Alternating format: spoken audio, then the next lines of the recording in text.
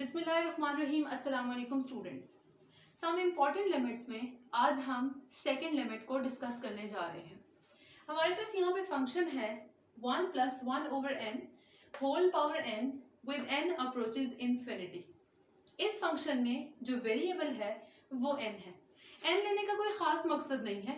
n उसी तरह से है जैसे हमने फर्स्ट रिजल्ट में थीटा पढ़ा था या फिर जैसे हम पहले x को पढ़ते रहे। इससे परेशान नहीं होना कि यहाँ पे n कहाँ से आ गया। ये वेरिएबल है, आप इसे x भी लिख सकते हैं, आप इसे थीटा भी लिख सकते हैं। ठीक, ये हमारे पास जो फंक्शन है इक्वल्स e। जैसे फर्स्ट लिमिट में मैंने आपसे कहा था कि प्रूफ मैं आपको नेक्स्ट लेक्चर्स में बताऊंगी, तो इसका प्रूफ भी इंशाल्लाह हम नेक्स्ट लेक्चर्स में डिस्कस करेंगे कि ये e क्या चीज़ है और ये e के इक्वल किस तरह से आया है। सिर्फ आपको ये बता देती हूँ कि e जो है वो एक कांस्टेंट है और ये जो कांस्टेंट है इसकी वैल्यू 2.718 एंड सो ऑन है। इसकी वैल्यू जो है ये एक इरैशनल नंबर है, ये आगे चलता जाता है, इसका एंड नहीं होता। आप अगर अपने कैलकुलेटर साइंटिफिक कैलकुलेटर्स पे देखें तो आपको वहां पर भी ई नजर आएगा, तो उससे आपको अंदाजा होगा कि ये मैथमेटिक्स में एक पॉपुलर कांस्टेंट है। इसकी ये फिक्स्ड वैल्यू है अप्रॉक्सीमेटली। ये क्या चीज़ है इसको हम इंशाल्लाह प्रूफ में डिस्कस करेंगे। अभी आपको जो चीज़ देखनी है वो ये है कि ये फंक्शन क्या है और किस तरह की सिचुएशन होगी कि जब आप इस पूरे को e के इक्वल लिख सकते हैं। क्योंकि क्वेश्चन आपका एग्जैक्टली ये तो नहीं होगा, इसमें कुछ चेंज आएगी, तो उस चेंज को हमने कैसे कवर करना है, फिर हमने उसको e कैसे लिखना है, ये हमने डिस्कस करना है। आप देखिए कि आपके पास होगा ये कि यहाँ पर फिक्स्ड है, 1 ही होना चाहिए, बीच में प्लस का साइन होगा, ये भी फिक्स्ड है। अगर फॉर एग्जाम्पल नेगेटिव आ जाता है तो फिर आप नेगेटिव को 1 के साथ या n के साथ अटैच कर सकते हैं, लेकिन सेंटर में आपको प्लस ही शो करना है। उसके बाद आपके पास यहाँ पर कोई भी फ्रैक्शन होगी, लाइक यहाँ पे 1/n है, मैं इसको चेंज कर देती हूँ 3/n, let's suppose. 1 plus constant over n हो सकता है, वेरिएबल n इज वेरिएबल। ये भी हो सकता है कि यहाँ पर कोई कांस्टेंट लिखा हो, जैसे इसको हम 4 कर दें, 1 + 3/4n। फिर आपके पास पावर क्या होनी चाहिए, यहाँ पर 1/n है, अगर आप 1/n का रेसिप्रोकल करें तो वो n/1 होता है। बस आपको पावर में सेम चीज चाहिए, reciprocal of this term, second term. 3/4n का रेसिप्रोकल होगा 4n/3। तो यहाँ पे 1 है, प्लस इज फिक्स्ड, यहाँ पे कोई भी फ्रैक्शन और फिर पावर उसी फ्रैक्शन का reciprocal with limit of this variable. जो भी आपके फंक्शन में वेरिएबल इन्वॉल्व है, आपने इसको n कहा है, x थीटा जो भी नाम दिए, वो अप्रोचेज इन्फिनिटी, ये भी फिक्स्ड है। तो अगर ये आपके पास इस तरह से बन जाता है फंक्शन, ये e के इक्वल होगा। रिजल्ट में 3 नहीं आएगा, 4 नहीं आएगा, सिर्फ ये होना चाहिए कि जो फ्रैक्शन यहाँ पर लिखी हुई है पावर उसका रेसिप्रोकल हो। अब यूं हो सकता है कि आपको क्वेश्चन ऐसा दे दे कि यहाँ पे 3 मिसिंग है, तो फिर अब हम इसको भी ई तो नहीं लिख सकते, हमने फिर ये देखना है कि हम किस तरह से यहाँ पे 3 ला सकते हैं। मे बी यहाँ पे 4 मिसिंग हो, यहाँ पे 4 लिखा हो, तो भी ये ई नहीं हो सकता।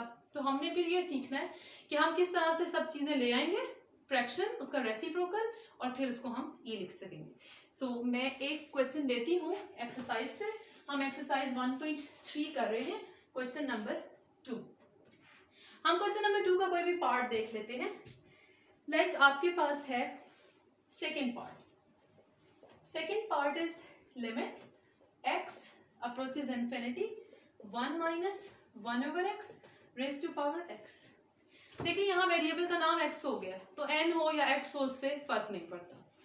अगर हम इन दोनों का कंपैरिजन करते हैं तो हमें बहुत हद तक लग रहा है कि एक जैसे हैं, लेकिन आपको नजर आ रहा होगा फर्क कहाँ पे, ये नेगेटिव साइन। मैंने पहले आपसे कहा है कि आपके फंक्शन में यहाँ पर क्या होना चाहिए, पॉजिटिव होना चाहिए। तो उसका तरीका यह है कि नेगेटिव को आप अटैच कर दें 1 के साथ या फिर x के साथ। तो हम इसको लिखते हैं limit x approaches infinity 1 plus इधर लिख के नेगेटिव को आप यहाँ लिख लें -1/x raise to power x। आपको बताइए कि प्लस माइनस मीन्स माइनस है, नेगेटिव ही, लेकिन रिजल्ट बनाने के लिए हमें बीच में पॉजिटिव शो करना था, तो हमने नेगेटिव को 1 के साथ अटैच कर दिया। अब 1 के साथ अटैच करने से फर्क क्या आया, हमने कहा कि यहाँ पे जो फ्रैक्शन है पावर उसका रेसिप्रोकल होना चाहिए, तो -1/x का रेसिप्रोकल x/-1 होता है। माइनस यहाँ पर नहीं है, दिस -1 इज मिसिंग हियर, तो हमने क्या करना है, यहाँ पर -1 को लेकर आना है, तो वो मैं फिर नेक्स्ट स्टेप में करती हूँ। ये हो जाएगा limit x approaches infinity 1 plus -1/x। आपको इसका रेसिप्रोकल बनाना है पावर में, तो -1/x का रेसिप्रोकल है x/-1, क्योंकि यहाँ मौजूद नहीं था, मैंने खुद से लिखा है और मैंने x को डिवाइड किया -1 से, तो फिर बैलेंस के लिए क्या करना पड़ेगा, मल्टीप्लाई। तो फिर हम इसको -1 से मल्टीप्लाई करें। अच्छा, बैलेंस करने से हमारे पास क्या हुआ, कुछ एक्स्ट्रा आ गया।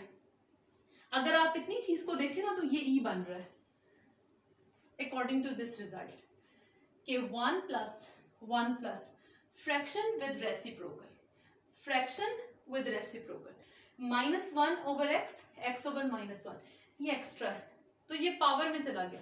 जैसे आपने लिमिट का थ्योरम पढ़ा है कि लिमिट x अप्रोचेज 1, x की पावर n है, तो इसका क्या मतलब है, x अप्रोचेज 1, x और n को हम होल ले जाते हैं, पावर को ऊपर ले जाएं, इसके आप लिमिट कैलकुलेट कर लें, x की जगह 1 लिखे, 1 की पावर n, और आपके पास रिजल्ट आ जाएगा। सो ये इतना प्रॉब्लमेटिक नहीं है, हम इसको होल पावर बना देते हैं लिमिट के रूल की हेल्प से। ये हमारे पास बन जाएगा limit x approaches infinity 1 plus -1/x, x/-1। ये तो वो चीज़ है जो e बन गई है, ठीक है।